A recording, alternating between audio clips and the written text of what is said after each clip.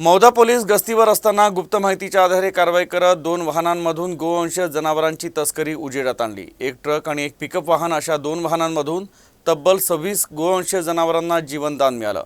पोलिसांनी या कारवाईत एकूण 39 लाखांचा मुद्देमाल जप्त केला तर 4 जणांना अटक केली। नागपूर जिल्ह्यात दररोज कुठे ना कुठे गोवंश तस्करीचं प्रकरण समोर येत आहे।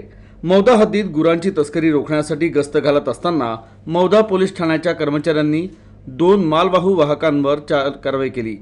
मौजा मारोडी इथं पोलिसांनी 2ही संशयित वाहनं अडवून झडती घेतली, तेव्हा या वाहनात एकूण 26 गोवंश जनावरं आढळून आले। या कारवाईत ट्रक, मालवाहू वाहन, मोबाईल आणि जनावरं असा 39,10,000चा मुद्देमाल जप्त करण्यात आला। पोलिसांनी सर्व जनावरं भंडारा येथील गो संरक्षण केंद्रात पाठवली। या कारवाईत दोन्ही ट्रकच्या चालक आणि क्लीनरला अटक करण्यात आली आहे।